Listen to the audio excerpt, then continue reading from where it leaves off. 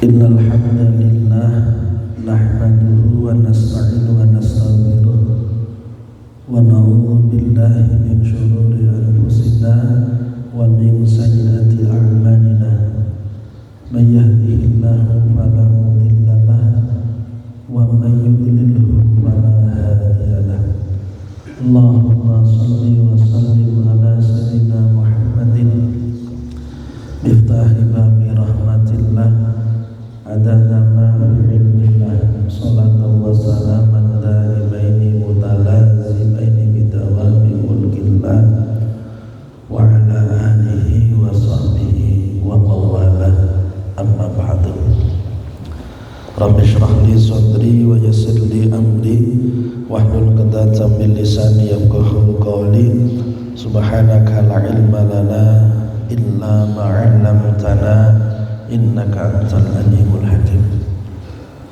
Ma'asyiral ulama wal qurama wal fudala wal masyayikh yang sangat saya hormati segenap para alim, para kiai, ustaz, ustadzah, pada pengurus takmir Masjid Agung Sudirman dan pasar, semuanya saya hormati. Bil khusus pada beliau Bapak Haji Mahsub yang saya hormati. Alhamdulillah pada para jamaah semuanya, hadirin hadirat rahimakumullah. Alhamdulillah kita bersyukur pada Allah Subhanahu wa taala.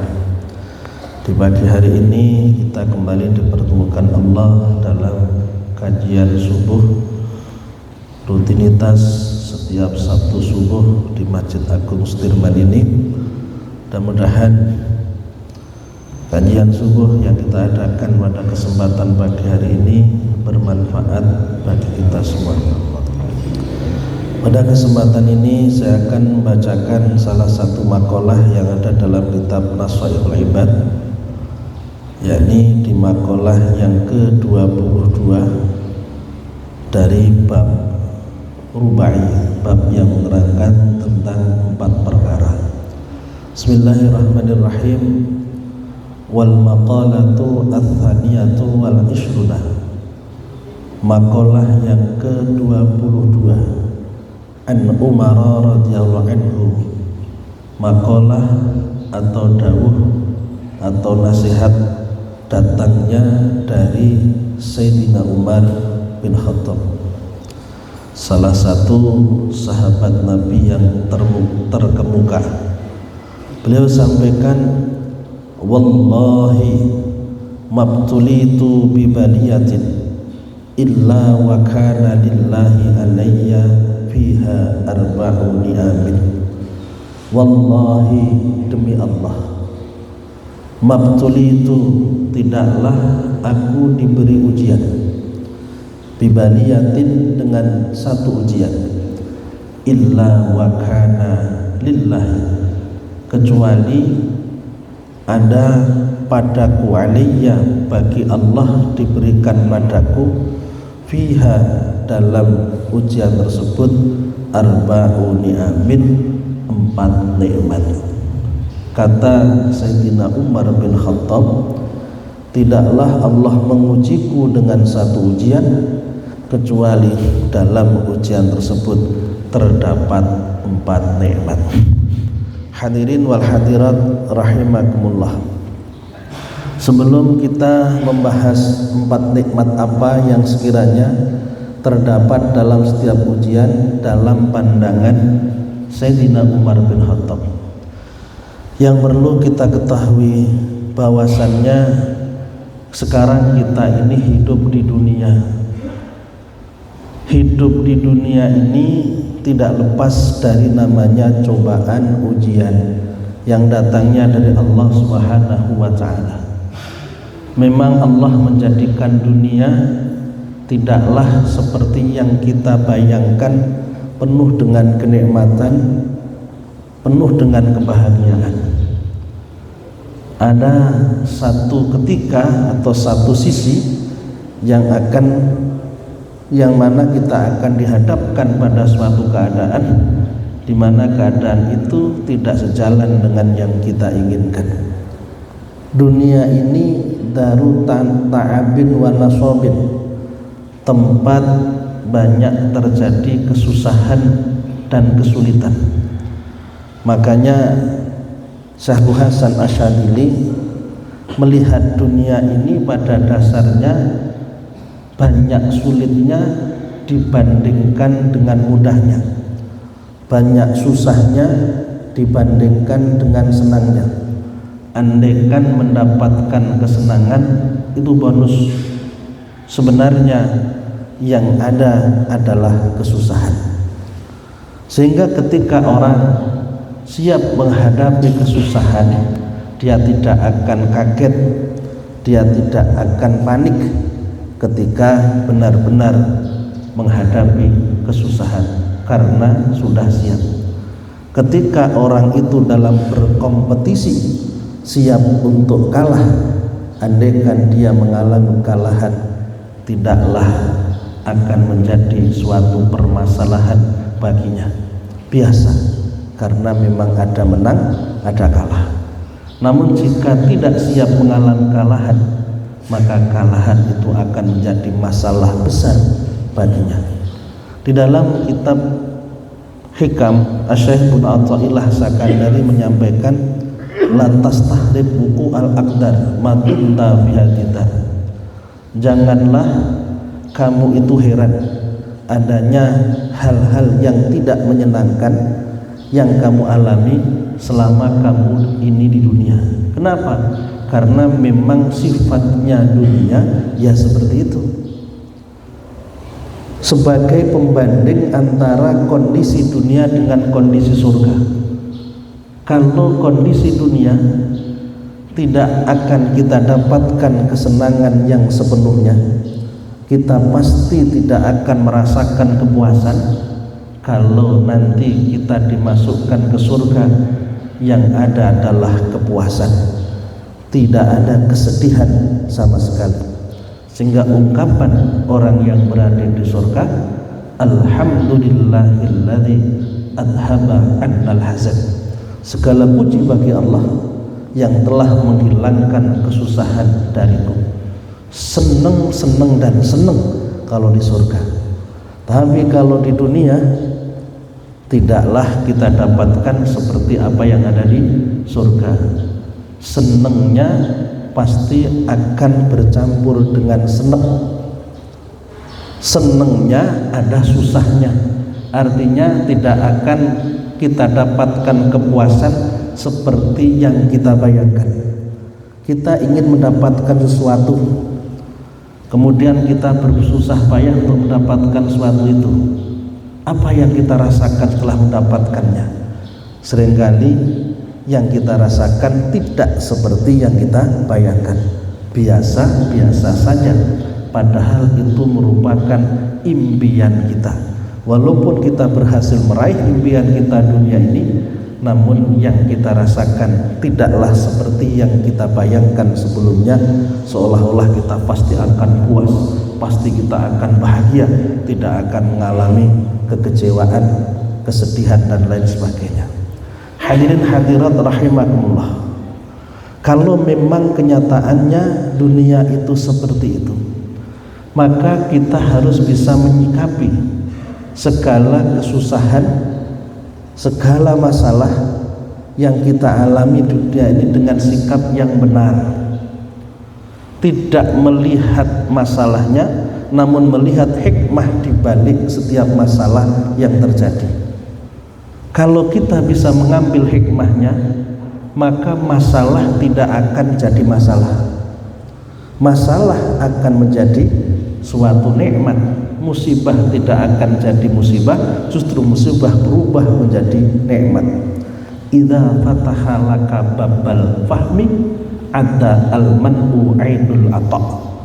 Ketika kamu faham tentang kehidupan dunia ini, maka kekurangan, maka musibah, maka kesedihan akan berubah menjadi kebahagiaan, maka kekurangan akan menjadi suatu kelebihan. Tidak diberikan apa yang kita inginkan oleh Allah, itu kita anggap sebagai pemberian dari Allah.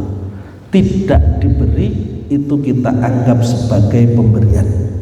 Kalau kita benar dalam melihatnya, sebagaimana anak kecil dilarang minum suatu minuman, bagi si anak kecil minuman itu minuman yang sangat menyenangkan karena itu susu, karena si anak kecil itu suka dengan susu. Orang tuanya melarang keras minum susu tersebut. Kenapa dilarang? Dikarenakan ada racun di dalam susu itu. Bagi si anak itu merupakan sesuatu yang menyakitkan karena tidak boleh minum susu. Bagi orang tua kalau diperbolehkan justru itu membahayakan. Anak yang belum paham maka terasa larangan orang tua itu sesuatu yang buruk. Tapi setelah paham bahwa itu demi kebaikan sang anak, apa yang dilakukan orang tua merupakan kebaikan. Di saat kita kecil, seringkali orang tua itu menasihati kita, bahkan nasihat yang disampaikan itu keras. Kalau dulu belum ada yang namanya pelanggaran hak asasi manusia, orang tua bisa jadi memukul kita. Namun yang dilakukan orang tua itu bukan tanpa alasan, pasti ada alasan. Karena kita nakal, akhirnya kita dipukul agar kita tidak mengulangi kenakalan kita. Andaikan orang tua kita membiarkan kita dalam kenakalan, pasti kita akan semakin nakal. Guru yang perhatian pada muridnya, guru yang selalu memberikan suatu teguran pada muridnya, bisa jadi teguran itu keras karena semata-mata demi kebaikan sang murid. Bagi murid yang tidak paham dengan apa yang diinginkan guru, pasti murid itu membenci gurunya. Tapi setelah tahu yang dilakukan guru demi kebaikan sang murid, pasti murid suatu saat nanti akan berterima kasih kepada gurunya. Alhamdulillah Pak Guru, engkau didik aku dengan cara seperti itu pada waktu dulu. Andaikan tidak seperti itu, apa jadinya aku? Di saat dia belum paham, dia mempersoalkan. Setelah paham, tidak akan mempersoalkan. Dalam hidup ini juga demikian. Di saat kita belum paham apa yang dimaksud dari Allah, apa tujuannya Allah memberikan ujian kita, maka ujian itu terasa menyakitkan. Tapi kalau sudah paham, ujian itu akan menyenangkan. Masalah tidak lagi jadi masalah kalau kita paham ada hikmah di balik setiap masalah. Kemudian yang disampaikan oleh Sayyidina Umar bin Khattab tentang 4 perkara yang ada di balik dari setiap musibah yang terjadi dalam hidup kita ini apa saja. Yang pertama adalah awwaluha itlam takun fi dini. Yang pertama, musibah yang diberikan Allah itu tidak menimpa pada agama saya. Yang terjadi ada pada badan saya yang asalnya sehat, Allah memberikan ujian berupa sakit. Yang terjadi pada harta saya yang asalnya kita lancar rezekinya, Allah tidak lagi memberikan kelancaran, usaha kita tidak lagi jalan. Hanya masalah pada harta, pada badan, tidak ada masalah pada agama. Masih diberikan iman di hati kita, masih diberikan kemampuan untuk menjadi orang yang taat kepada Allah. Urusan kita kepada Allah tidak berkurang, tidak ada masalah. Berarti ujian yang diberikan Allah sangatlah ringan, hanya sebatas pada urusan-urusan yang terkait dengan dunia. Hanya masalah rizki, hanya masalah kesehatan, tidak bermasalah dengan agama kita. Bayangkan kalau ujiannya itu berada atau terjadi pada agama kita yang asalnya kita beriman, kemudian dijadikan Allah orang yang tidak beriman. Ini masalah besar. Kalau kita menjadi orang yang tidak beriman sampai pada akhirnya kita tidak beriman, selamanya kita akan masuk neraka. Masalah besar. Kalau kita hanya sakit, setelah kita mati sakit itu akan hilang. Kalau kita hanya mengalami kemiskinan, setelah mati kemiskinan itu selesai. Tapi kalau yang hilang adalah keimanan kita, kita akan mengalami masalah besar nanti di akhirat. Kalau yang berkurang itu ketaatan kita, maka ketaatan atau kemaksiatan yang kita lakukan atau berkurangnya ketaatan kita akan menjadi permasalahan kita di hadapan Allah Subhanahu wa ta'ala. Sehingga kalau kita mau berpikir, mau merenung, Allah masih sayang kepada kita, ujian yang diberikan masih batas pada urusan harta, masih batas pada urusan kesehatan, tidak sampai pada urusan agama, masih diberikan keimanan. Karena jika Allah mengambil keimanan kita, kita tidak bisa berbuat apa-apa. May yahdillahu fala mudhillalah wa may yudlilhu fala hadiyalah.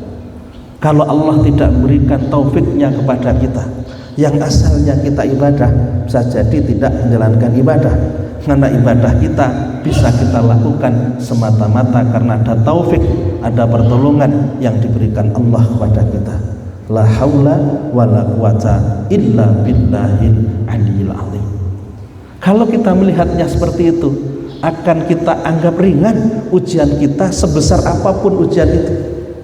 Karena yang diujikan Allah kepada kita tidak sampai pada urusan akhirat kita, hanya pada urusan-urusan dunia kita. Sedangkan orang yang merasa berat ujiannya dengan urusan dunia, karena dia melihat dunia itu lebih utama daripada akhirat.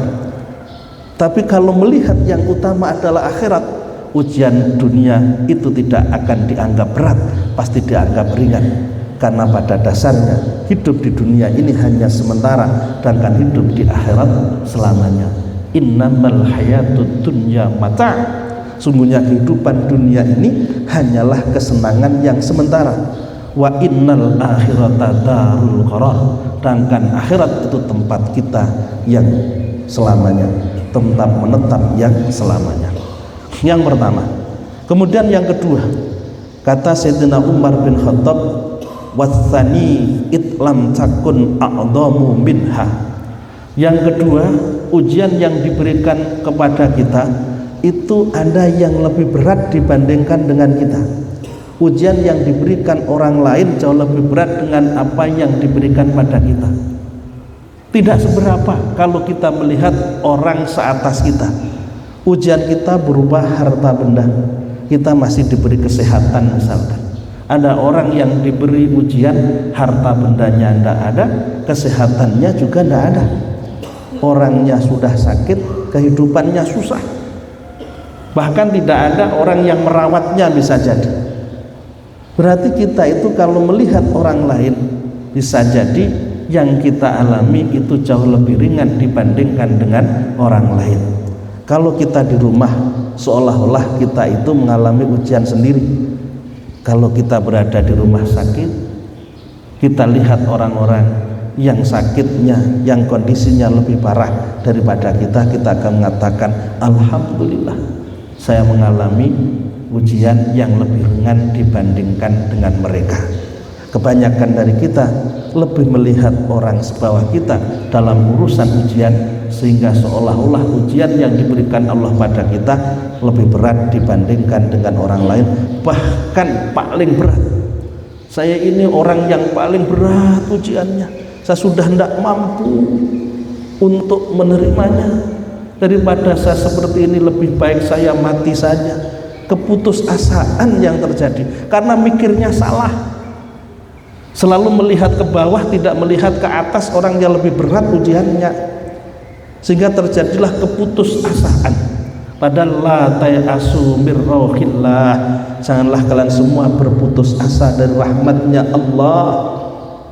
Allah memberikan kita ujian, Allah pula yang akan berikan kita pertolongan. Yang penting kita bersabar. Wa basyiris sabirin, dan berilah kabar gembira pada mereka-mereka yang sabar. Innallaha yuhibbus sabirin, tawallahu yuhibbus sabirin. Allah itu cinta kepada orang-orang yang sabar. Kita punya Allah. Orang kalau merasa berat ujiannya, seolah-olah dia tidak mampu, dia tidak melihat keberadaan Allah. yang dilihat hanya dirinya sendiri, seperti orang yang hidup sebatang kara. Padahal kita punya Tuhan Allah, zat yang maha kuasa. Wa huwa ma'akum ainama kuntum, dia bersama kalian dimanapun kalian berada. Allah itu ada, Allah itu dekat dengan kita, Allah itu zat yang maha kuasa.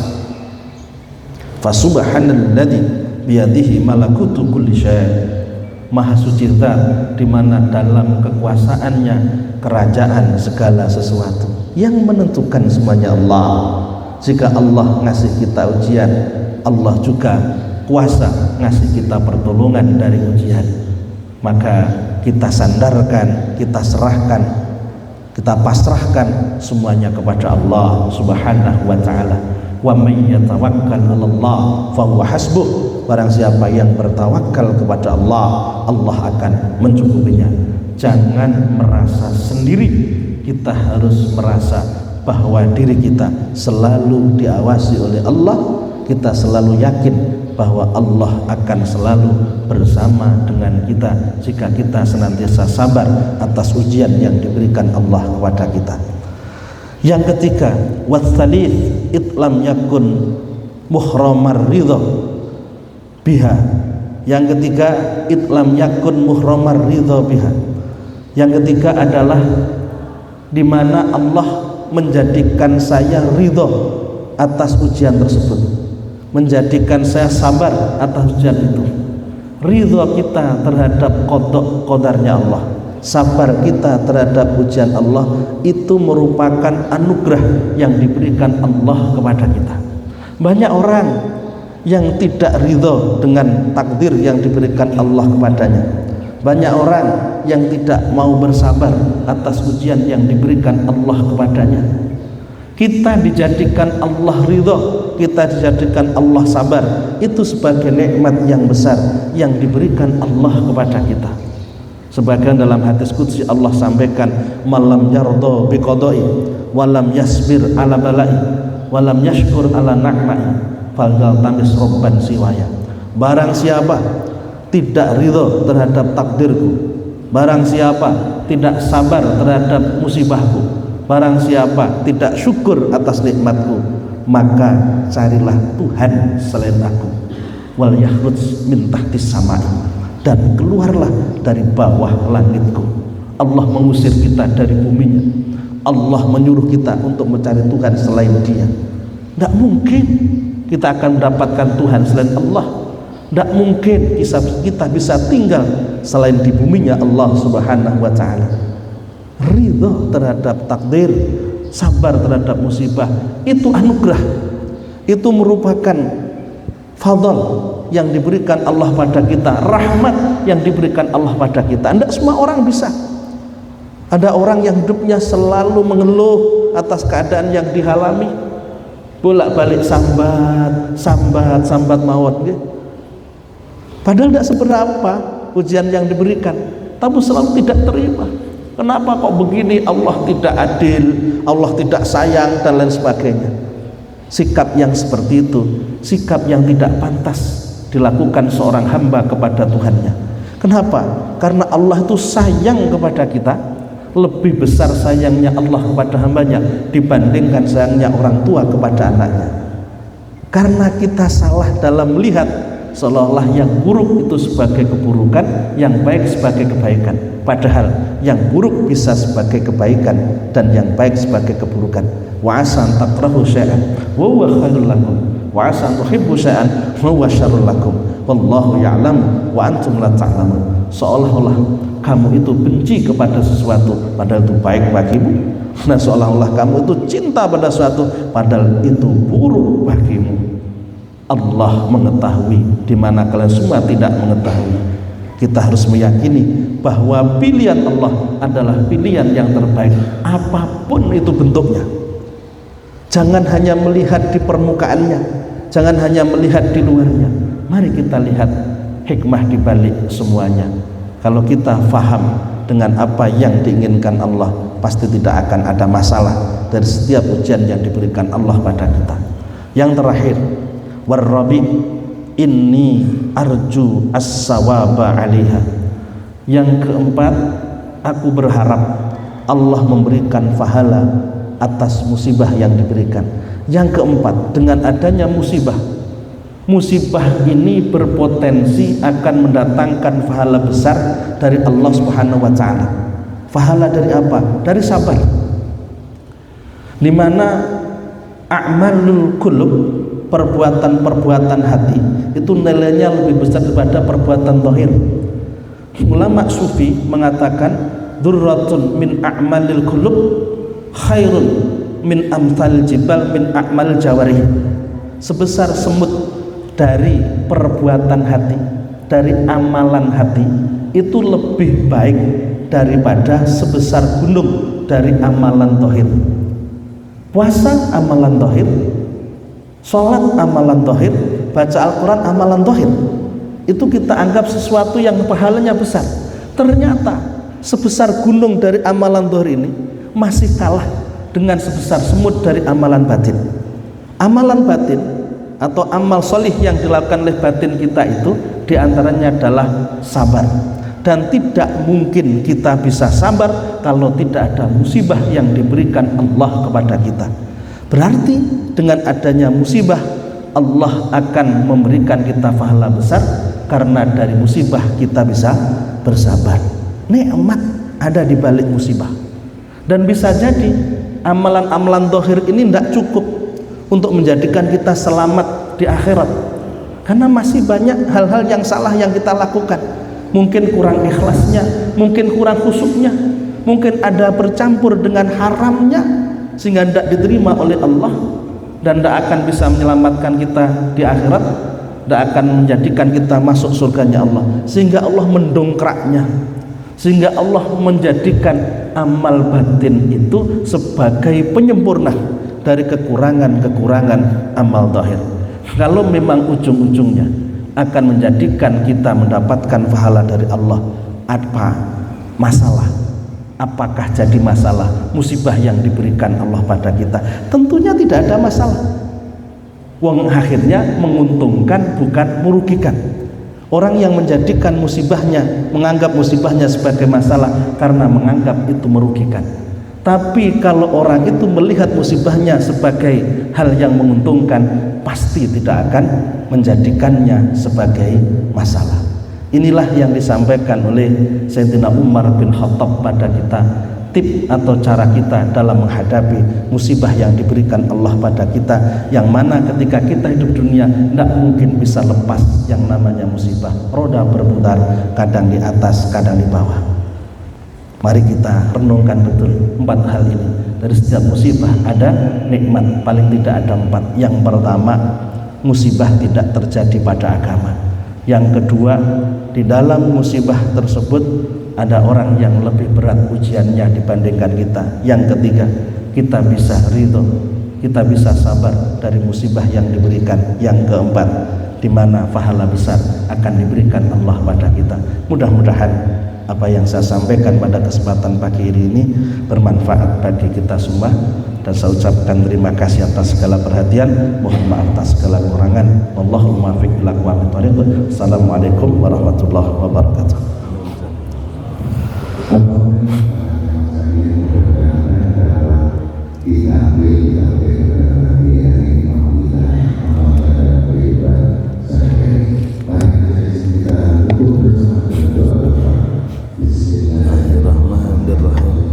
Subhanallah, asyhadu an la ilaha illa anta, astaghfiruka wa atubu ilaik.